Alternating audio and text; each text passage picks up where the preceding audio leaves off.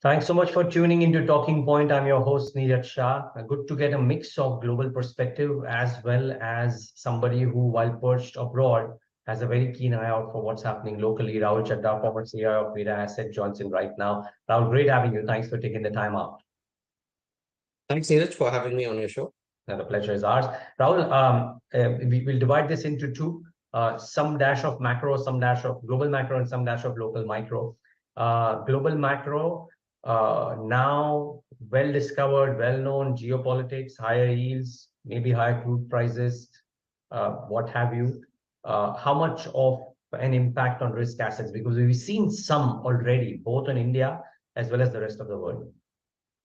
I think Neeraj, this is kind of a perfect storm for risk assets. And why I say that is historically, whenever we used to have a crisis situation like the way it's happened in the Middle East, one used to see the 10-year yields going down and did not spike. So this is kind of an highlighting a near stagflation scenario where your yields are spiking up, inflation is high because of the crude, etc. So I think those remain concerns from the market. We've been cautious on markets last 6 months. Our view was there was this fair bit of an exuberance on inflation coming down sharply and rates getting cut very quickly. Our sense was market was going to be disappointed on that. Rates were going to be sticky for a while, and that is going to work through in terms of slowing the growth rates everywhere. So that is actually happening on ground. I'm here in New York. Clearly, you get evidence of things slowing, and US is one of the most resilient amongst all countries. And a similar trend is coming out from India in the quarterly numbers which have come so far. Yes, indeed, and I'll come to that. But that's the interesting observation that you have, because about 6 months ago, everybody said, or 3 months ago also, everybody said that there is no way that we're seeing any kind of recession in the US because everything was up and about, including things like pro golf or cab drivers, fares, so on and so forth. Do you foresee, Rahul, therefore, something that a few people are saying that there might be a change in different central banks, I mean, the US predominantly, but others as well as slowdown hits. And could that actually be, as contrasting as it is, a net positive for risk assets that we might finally see rates coming off, or at least talk of that happening in 6 months' time? And could that be positive for risk assets?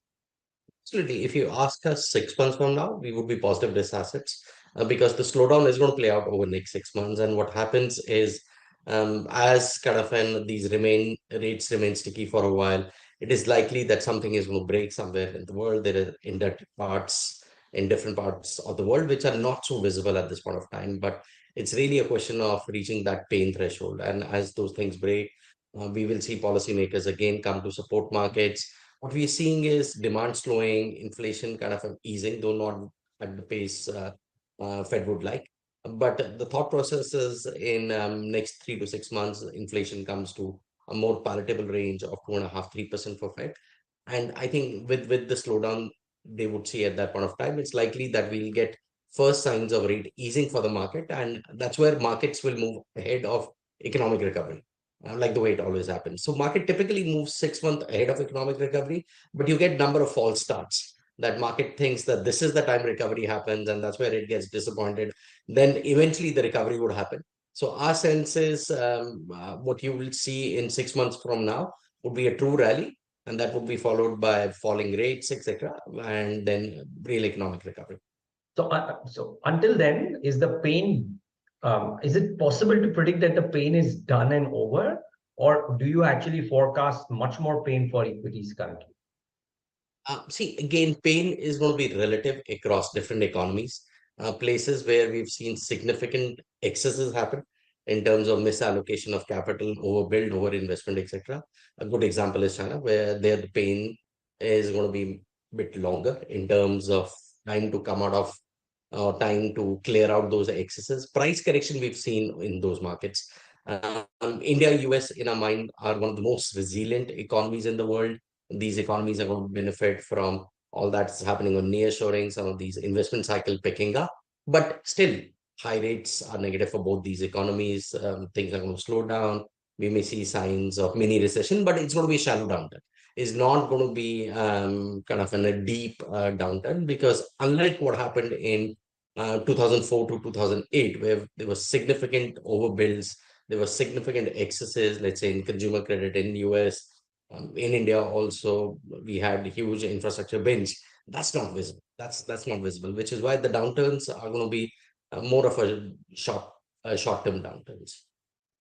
Got it. Now, I heard you make this point about how some of the impact of this slowdown was visible. I mean, we've seen that happening in mixed ways for the Nasdaq, big seven, big eight, as the case may be. Though Amazon, I thought was okay, but the reportage from Meta or Google as well, while strong, led to a correction out there. So that market is reeling in some bit of pressure recently.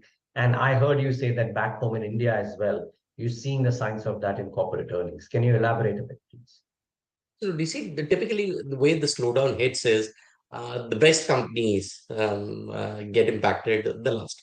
So it's the domino effect, which we say the weak dominoes fall first, and eventually it reaches the rest of the breed also. So if you look at what's happening in India, you look at what came out through Asian Paints number. If you look at the QSR space, what came through Westlife, these were the companies which were the most resilient of the lot until a quarter back. So there is a slowdown which has reached here also, and I think that's where. But for banks, you look at the tech services, I think it's visible in large part of the economies, and it's going to come through in the capex cycle also. So large part of the capex cycle, which one is seeing, is government kind of and prioritizing spends ahead of the elections. But that as we go closer to, let's say, Jan, Feb, and these projects get completed, is going to roll over. Some of the corporates may hold back these investments or do in bits and pieces. So you will see those sound bites coming through. And probably this downturn may last for the whole of 24, but markets are forward looking. So our sense is markets will get a sense that, look, 6 months later, somewhere mid of 24, that the downturn is ending by end of 24, and then they start anticipating the recovery basically. Got it. So, so the pain could actually, I mean, difficult to forecast, Rahul, but the pain could deepen from a risk assets perspective from now until maybe March 2024, because we've fallen what, circa 7% from the tops, and we still not exactly cheap. Absolutely, it is. See, what you're going to also see is, look, the large cap didn't go up much also. See, what we saw from Feb of this year was this almost manding rally in the small mid caps.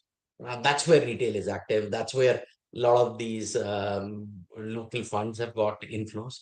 All that can reverse change in a hurry. And people who've been in around in markets have seen when these mid caps correct, they kind of give away their gains of 6 months in weeks. So it happens very quickly. So I think that's where some bit of an experience helps. But I mean, I won't be surprised. And look, what worries us is what is happening in the derivatives market, the options market, where retail's taken a big liking to it. It's been an easy money. And time and again, what markets told us is there's nothing such as easy money. It just gives you a nice lesson for future. Got it. Rahul, just wondering from a tactical perspective, would you keep a keen eye out for the kind of inflows that come into mid cap, small cap funds as a tactical play? Because much like the term that this time is different is used and abused massively. This time around, the last 6 to 12 odd months, the inflows into that bucket indeed makes it slightly different because we never had this wall of money coming in every single month at that end of the market. Okay. So, dear, what I'll say is go back to the last kind of an cycle, 2007, 8. Look at the money which was coming in the infra funds. We had the Reliance Power IPO, which happened. Right? Everybody's in it. But look, the market caps become big, then it's hard. And somewhere, not everybody is momentum driven. There is smart money which starts booking profits early. And what market or what the stocks are left with is weak hands. So I would not really look at only the flow of money, and typically the exuberance at the top is the highest, but then everybody wants stocks to go up, and that's a very impatient pool of money. The moment the stocks don't go up or start falling, they panic, and then they cause their own downfall. Got it. Now, okay, here's my question to you. There are some pockets which are very richly valued relative to their historical valuations in absolute terms as well. You could cite railways, certain infra names, so on and so forth. maybe even defense to an extent, but where the book to bill ratios are very, very strong. And companies are adding capacities in each of these as well. Now, my question is, how do you approach things like these, wherein the past valuations make them look egregiously expensive, maybe to an extent, even after the falls that we've seen, but there is potential earnings growth, capacity addition, and con call conversations which make you know or believe that earnings are slated to move higher over the next 12, 24, 36 months. So these would be names which are buy on dip. See, in any market, you have names which are sell on rise and buy on dip. So if you look at the medium term story, which is where countries like India, US, or would benefit from manufacturing moving away from China, they've got to build their own domestic capacities. I think these names are the best proxies for that. And for India, defense spend is going to be a significant revenue driver for some of these companies. Now, the way to play that is, and a lot of frauds build up in these names, and one doesn't know. Typically, when the excitement comes, people lever up and buy these names. So the way to approach this is be patient over next 3 6 months, wait for the names to correct, wait for some of these excesses to kind of clear out. And I'm pretty sure these names will be available 30 40% down. And it's always hard to time, but after they've corrected 30% etc, maybe a time to nibble and come with 15 20% of the initial quantity, do that in 4 5 tranches. That's the way. So if you Got look it. at these stocks also, we've seen number of names which go up 5x in markets, and then they're down 30 40%, and then they resume their next uplink. But there comes an opportunity to accumulate these good names. Yeah, well, I guess experience helps. The other end, Rahul, is the point that you made that mid caps had rallied, but large caps hadn't. Now, the two heaviest pillars or weightages are are kind of in a state of and a different flux. I mean, banks are showing decent earnings, but maybe NIM contraction predictions ahead. But valuations at any or all of these, private banks at least, are the lowest that we've seen in the last 10-year history of sorts. So let's start with banks. What's your sense there? Are they value currently? And even if they are, is it a good time to accumulate that value, or could there be a better time ahead? Yeah. So I think banks would prove out to be resilient in this correction or downturn. Why? Because look, as we discussed before, there are no significant excesses. What worries us at time is what has happened on the consumer loans, but that's been largely done by NBFCs. Most of the large banks have been prudent. They're kind of a well provisioned for that. So unlike what we saw in previous cycles, there are no uh, large corporate loans which can go bad. So that's where the risk from delinquencies should a downturn happen is lower. The NI growth's been fairly resilient, anywhere between 15 to 22% for these guys. NIM looks stable, valuations have become attractive. So anywhere between 1.5 to 2.5 times book. These names clearly look attractive. I think where these names have suffered this year is a lot of EMs fund got redemptions. And as those redemptions happened, money moved out of banks because for any EM manager, his India exposure, one third is banks. So that's where they got impacted. And as mid caps were moving locally, everybody was interested to be part of that. But I think what time and again we've seen that when the correction happens, mid caps kind of suffer more, and you'll see the reverse of that happening. Some of that money moving away from mid caps, and that would move to large caps, and that's where the underperformance which we've seen of large cap banks versus mid caps is going to reverse in the coming quarters. Got it. Before I talk about the other pillar, which is IT, which will be the final question that I have for you today, a word on consumption as well. You referred to the chinks in the armor, if you will, of the numbers that Asian or Westlife gave out. Jubilant was another example. Colgate volume growth, Yeah. another example. Uh, these stocks are perennial favorites, largely expensive most of the times, if not all, and are starting to show this. Do you believe a corrective move is in the offing until things stabilize 6 months hence or thereabouts? See, these names have a good kind of an history, so which is where market will give them benefit of doubt. They'll go through a period of time correction, somewhat price correction, and the way we look at consumption is look at the big spike in inflation which happened. Obviously, had a pressure on consumers' wallet. The consumer was prioritizing his travel, eating out because that was something which was not done for last 2 years, and they were outside spends. But once you've done with your foreign trip or once you're done with your holidays, you want to normalize those spends basically. So I think give it about 12, 18 months with no job losses, strong wage growth, etc. The consumer should feel confident again to spend. And I think that's where we believe that that recovery in these consumer names in terms of end volume growth should improve or pick up from it. But even if the market discounts things 6 months in advance, if you're looking at a slightly longer period for consumer confidence recovery, we're talking about a sideways move or a corrective move or both for the next 6 to 12 months at the very least.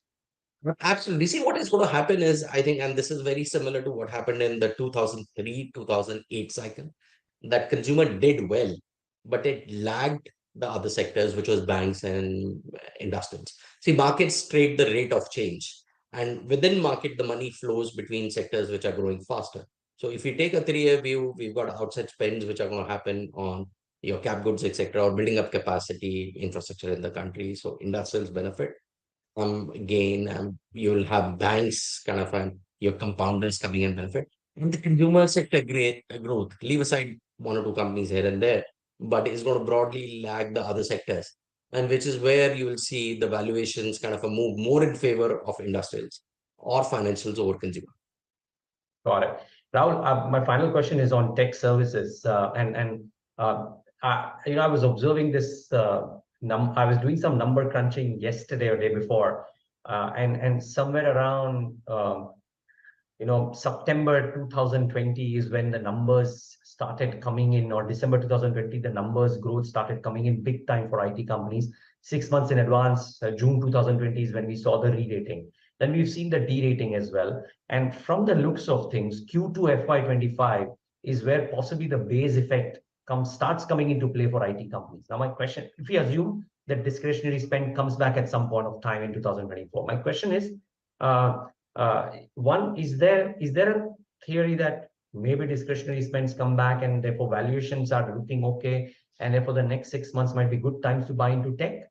Or are you avoiding it because the state is, or there's a lot of flux out there and fluidity when it comes to what happens to tech spends per se? Okay, so there are two angles to it. One is basically that look, with this whole generative AI coming through, you would not need as many coders. But there's again an equally strong school of thought which says that look, as companies truly commercialize these pilots on AIs, they need the Indian IT services company to provide the bespoke suite of services around it. So that's something that I think what's happened in the tech space over last 3, 4 years is coming out of COVID, as they were outside spends on technology. Everybody thought it to be a structure. The companies didn't call it out as one of maybe they themselves were not aware of that. And corporates themselves made outside spends. And then as things slowed down, they realized that look, their tech spending went up significantly. So now they're below that trend line. And like the way you said, give it 6, 9 months, and it's going to come back to the trend line and suddenly things would seem like getting better again. So this is a normal cycle which goes through. Look, tech spends are very similar to any other business spends. When businesses feel confident, they do a bit more of it, and when they are a bit worried about future, they hold it back. And Indian companies are very much linked to these discretionary spends in terms of their revenue growth, etc. A lot of these large deals take a while to ramp up, where and the size is also kind of getting bigger, basically. So, which is why we are not too negative on these companies. See, these companies are at the forefront of what is happening in US. Digitalization is going to be core for strategy for any good company globally, and they've shown time and again this ability to morph and catch the next wave. So whether it was post Y2K, what happened, then you had the cloud, what happened. So, and now the digitization and the generative AI. I think these companies would emerge stronger after that. So a good time to look at them, or is the market going to give you a long period to be able to look at them? I think we'll get better opportunity in first quarter of next year. See, what happens is right now, still this is not digested by the market that US goes into recession. So once you see US goes into recession, those spends get cut, and the companies come and say everything is back. I think that is the time. That is the time when the corporate commentary turns negative.